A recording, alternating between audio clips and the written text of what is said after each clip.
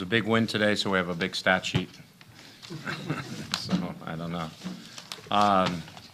You know, obviously, I think sometimes when you have a win like we had down in L.A., you know, you can pretty much, you know, stand on your head in the locker room before the game. The guys, the edge sometimes is off a little bit, and you try and keep them focused and motivated, but just the edge is off. And obviously, you know, we didn't start off well. We put ourselves behind 1-0, but I think it's our first come-from-behind win all year.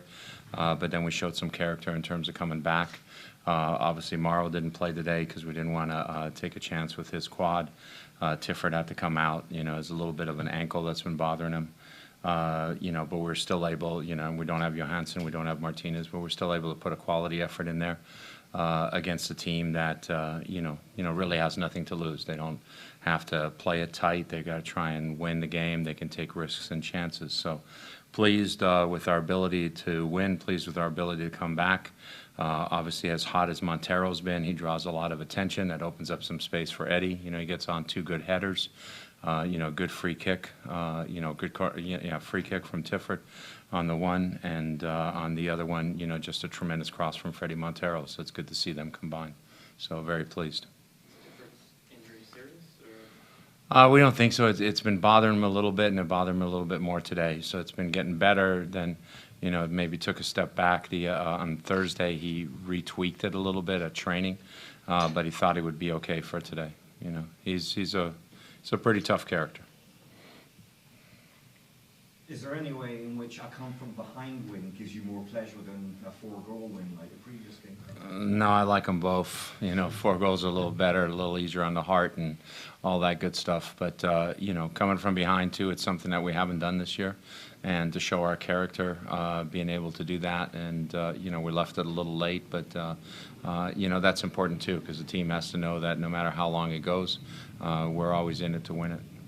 Was the run of not coming from behind, was that a fluke statistic, or is there some characteristic of teams that can or can't play from? No, I mean, I think it's a little bit of a fluke statistic. Last year, you know, we put ourselves behind oftentimes and then came back and scored and won games. And it's a little bit more maybe because we had more offensive players on the field and we were a little exposed in the back. This year, you know, we got off to a good start. We scored early goals all the time, so we really didn't have to come from behind, which is the ideal thing that you want to have as a coach. And then when we hit that bad streak, you know, we came from behind, I think, to tie maybe once or twice, but not to win. And, you know, so I think it's more fluke than anything else. Coach, what do you see as the main reasons why the 2 games, this one in Los Angeles, played out so differently? Each game takes on its own personality, you know, and obviously they played a lot more defensive here, you know, and even though LaBraca got in and scored that goal early, but they really did a job of having 8 guys always behind the ball. They bunkered in, they dropped their 2 forwards as well, and they said, okay, you can knock it around in your end of the field. And so now you've got to break down a packed defense, and that's what teams do a lot to us here. And obviously that's a situation where Morrow helps us because he has that ability to break down a team when they're bunkered in like that. We didn't do a good job of getting wide enough in the first half to break down because if a team jumps in like that and getting behind them wide, drawing guys out and then slipping other people in behind is what, you know, opens things up. And we were playing too many balls in front of their defense and weren't getting enough width. But they were a lot more defensive in their orientation today than they were in L.A. Did it show patience in your midfield to wait until the openings in the second half? Yeah, I thought our patience at times was good. Sometimes I thought we were a little too patient. You know, seeing those switching balls, you know, I think we could have seen some of those switching balls sooner. You know, Steve Zakawani came inside an awful lot, so it was almost like Leo was on the flank more. I'd have rather seen that reversed a little bit and let Steve go at him, but Steve right now is drifting inside, but, you know, he's trying to find his rhythm of play again. You know, so I'm not too displeased, but it's, you know, we keep going. At times you got to be patient, but you want to have that possession in the middle third of the field, in the attacking middle third, so you're in a position that you can break them down. If your possession is just in your defensive third, then you're really not going to draw them out. You're not going to break them down. Did you guys think you had a deserved PK, 52nd minute or something like that, Freddie Montero's free kick? Off the handball? Yeah, I mean, I haven't seen the replay, so I couldn't tell. I know all the guys pretty much said, you know, it looked like a handball. You know, there was that, and there was the one where, you know, maybe he got knocked down on the cross. I don't know if he did get knocked down on the cross or not.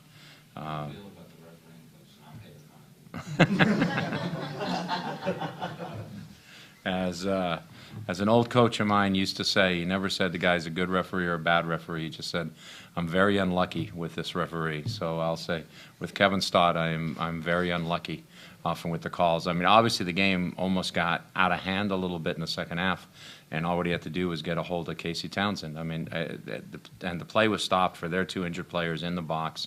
We had the ball, you know, just at the back part of the circle. It was very easy just to get Casey out of there. He didn't need to stand there. You know, the ref could have made sure of that and just drop the ball to Ozzie and we play. Instead, he ends up dropping the ball. Casey challenges for the ball right away, and it ends up being a melee again. And you know, that was something I think you know, it was mismanaged as a referee. Have you ever had a forward so dangerous with his head? I think that's 9 goals now for 80 with his head. Carlos Ruiz scored a few with his head. I don't think he got 9. I don't think he got that many. But certainly, you know, it adds a dimension to our team. You know, it's a dimension. You know, in year 1 we had a little bit of that with Nate Jaqua, and Nate got a few goals with his head and provided that dimension for us. And since Nate, you know, Kufo was there, but you know, Kufo, we didn't get enough balls to him in the box, and some of the running wasn't there at times. But we really haven't had that option in the box, you know, for a while. So he's you know, he's been very sharp, obviously, in the air, and I'll take him whether they're headers or off the foot, or I don't care. It can be off his chest, as long as it goes in the back of the net. What's the scouting report on next week's opponent? Next week, who are we playing next week? Tinko Portland. Oh, the Timbers? Oh, are they? No, I don't want to give them any material. But you know, obviously it's a game we're looking forward to. You know, Cascadia Cup's important to us. We felt a little hard done in our last game down there. Didn't think we played real well. The game got away from us as a game, and also emotionally got away from us a little bit. So we're looking forward to, you know, going down in front of the Timbers Army and putting on a result. But we want to put ourselves in position to win the Cascadia Cup. But we also want to put ourselves in a position, we want to solidify second place. We want 3 more points. We want to put ourselves in a position that if San Jose falters, that we're right there and they know it. And we've still got a 6-point game with San Jose coming up in 2 weeks as well. So, you know, next week's going to be a hard week. We got Portland on a Saturday. You know, I mean, it's a ridiculous schedule because we have Portland on Saturday, we have a reserve game on Sunday, we have Honduras on Wednesday, we have San Jose on Saturday, and another reserve game on Sunday. So it's basically 5 games in 8 days, and so how we're going to manage that, we're not quite sure. You know, if any of you have boots, please bring them for the reserve games, and we might stick you in there. But it's a game we're looking forward to. We always look forward to playing Portland. Steve, now to the point where you're comfortable just running them out there every week, or do you have to check them each week to see how you feel? I think physically, no, we don't. You know, now he's at a stage where, you know, having coached for a long time, when players come back from a long injury layoff like his, there's a little bit of spike when you first come in, and then you sort of hit a little bit of a valley again. And so that valley, I know, is going to come. Is it going to come next week or the week after or 3 weeks from now? I'm not quite sure. And then we got to get him through the valley, and then he'll be back into form. But it generally takes, again, his best soccer is probably not until next season. You know, his best soccer, because it takes you about half the time that you are out, you know, for you to find your best soccer again, or between a third to half the time. But, you know, he still has a huge upside, and he's got, you know, a lot of capabilities. And when he broke in the second half there, obviously that was very close to a goal. Kennedy did a good job coming off the line and cutting the angle. Me preguntaron si podría hacer un anuncio y pensé que era porque yo juego para los Seattle Sounders. No puedo, porque mi inglés no es muy bueno. That's true. Entonces me dijeron que el anuncio era de padres, niños y familias. Eso es muy importante para mí y le dije que yo hago lo que puedo hacer. No importa cuál idioma tú hablas, hay un idioma universal que nuestros niños comprenden y necesitan.